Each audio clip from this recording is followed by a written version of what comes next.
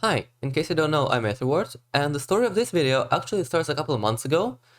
So I was on a trip to Germany with a bunch of friends, and we mostly got up to doing stupid stuff and having fun like you should on a trip to Germany with friends.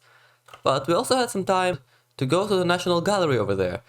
And there I spotted some pictures, some paintings, that really made me want to build something in Minecraft.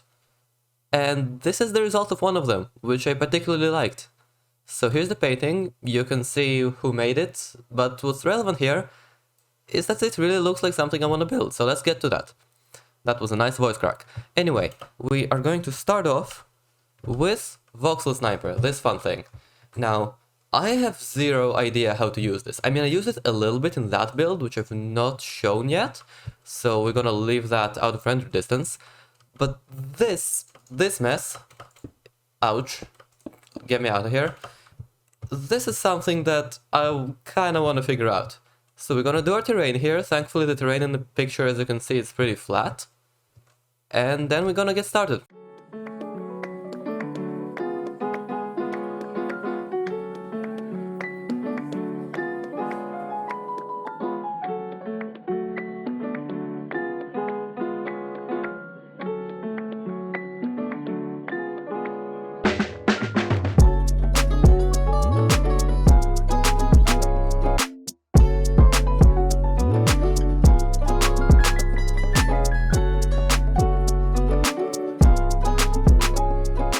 Okay, that is some nice terrain. I mean, this was more voxel spray and pray than voxel sniper, but I made it work eventually, even though that diagonal still annoys me and I'll deal with it. So now I think it's time to plan out certain features. So now I'm looking at the painting here. There's the house, and the pond near it, and the path that goes in front of it, basically just marking things out. I usually don't do builds like that, I usually do it a lot more sporadically, but since I'm experimenting with a bunch of new stuff, might as well. So let's get to it.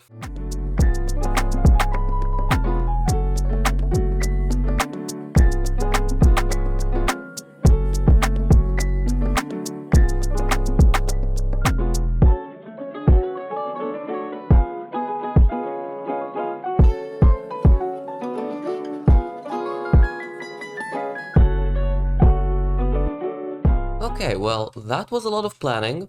Now I think it's time to actually start filling things in. I have a little bit of a block palette here. This is probably gonna change in the process, but it's for the building itself, for the big house. Now, in the painting, from its name, it's supposed to be a mill. There's like a little water wheel thing over here, but I don't think I'm gonna do that. I don't know, it just kind of feels weird to have it here. So we're just gonna get started on the house and see where it goes. A quick point about the house here. I'm using this shading technique that I found in Beatupalow's videos. If you don't watch him and you like Minecraft building, then absolutely go watch him. He makes really nice Minecraft building videos. I found this method that he uses where instead of making the roofs have overhangs, he uses shading, like darker textures, to make it look like there's an overhang that would be casting a shadow. So that's what I'm trying to do with this build. I think it lends itself well because the painting has pretty harsh shadows. And the building is painted quite realistically, and you can see that the overhang is not 1 meter. So this is what I'm trying here. The house is not very easy to make because of that, because I don't usually do that, but I'll keep working on it. Then I also did a bunch of the terraforming around the house. That was a lot more fun. Terraforming comes much more easily to me. And I also added this little creek running from the hill, because it made sense for something to flow into the pond, even if we're not going to have a mill there. Okay, that was a lot of building and a lot of fun. I really enjoyed the terraforming. As I said, this is pretty much my comfort zone. I specifically want to point out this because this is the first time I'm properly amazed by World Edit and what it can do. So I just set this to be swamp biome, and that's what it did to the watercolor. So now it looks like an actual pond and not blue like Minecraft water. So yeah, this is just great. Excuse the AC, it's really hot here, so even if you can hear it, I can't really do anything about it right now. I'm just gonna get going on this road now. It's also gonna be out of sand, and then I'm gonna figure this area out. Here, I want to have this ruined tower and some ruins over here to fill this place out. It's not in the original painting, but I think it's fine. Also, I know this looks like a cake. It looks more like tiramisu than like a building, and that's pretty funny. It's not done yet though. It's not detailed. It's still the ugliest thing in this build, and that's because I didn't do the details. I don't know how I'm gonna detail it. I specifically want to hide this area because I think it's ugly. But I'll figure it out. It's not done, I want to figure out this area first. Cake building though, absolute cake building.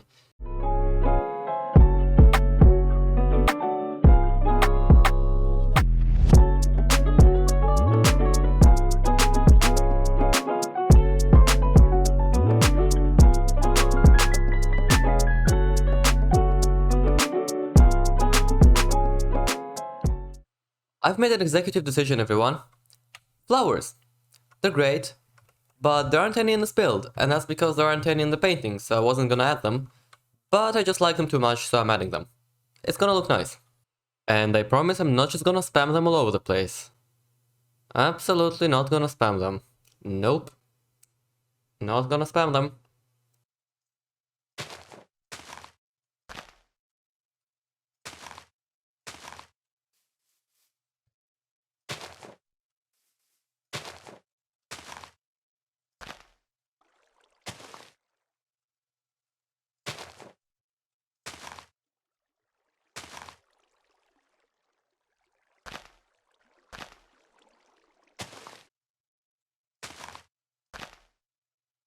Yep, that already looks a lot better. Anyway, back to making this place look nice.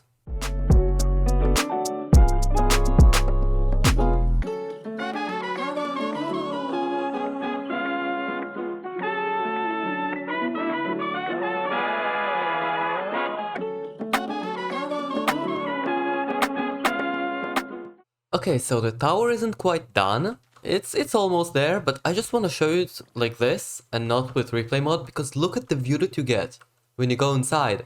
This might be one of my favorite things about this build. Look at all of the ruins above you and the greenery and everything.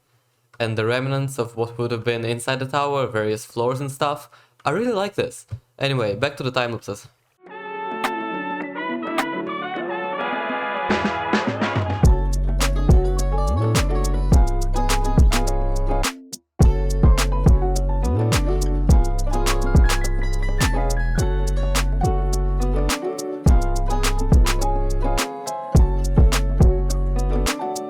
Okay, I just want to bring you guys in real quick, because as you can see I started working on the house and pretty much reworking it entirely. This is really cool. I'm starting to pick a different approach to the roof. It doesn't need to be this dark. If we make these shadows harsher, if we take this and just do one of those, then there's absolutely no need to make the roof this dark.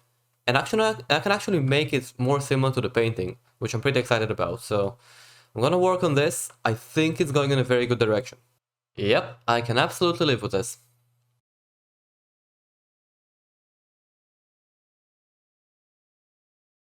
We are getting pretty close to completing this thing. If you look at it from this spot, which I figured out to be pretty much the best one if you want to match the perspective of the painting, this is starting to look like the painting. I mean, these houses are not done. I'm gonna work on them some more and like detail it, and there's some of the ground here that's not done yet. But we're getting there. The house is essentially done because the roof was the hard part and doing that bright spot thing and picking the right colors for it. Now I want to work on this tree because it's supposed to be way bigger and cover more of this big flat wall. And yeah, I'll get to it. It's going really well.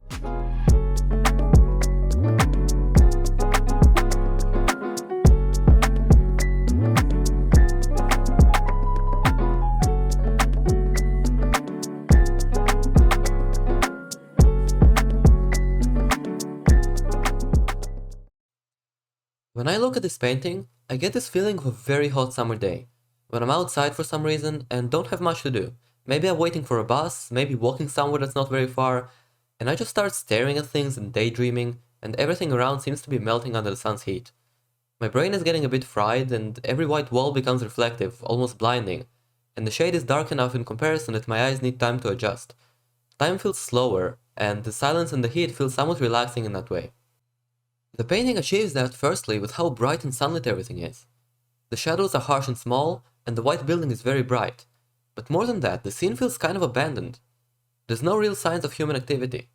The windows seem to just have blank space behind them, there's no cart by the side of the road or a stack of hay in a field.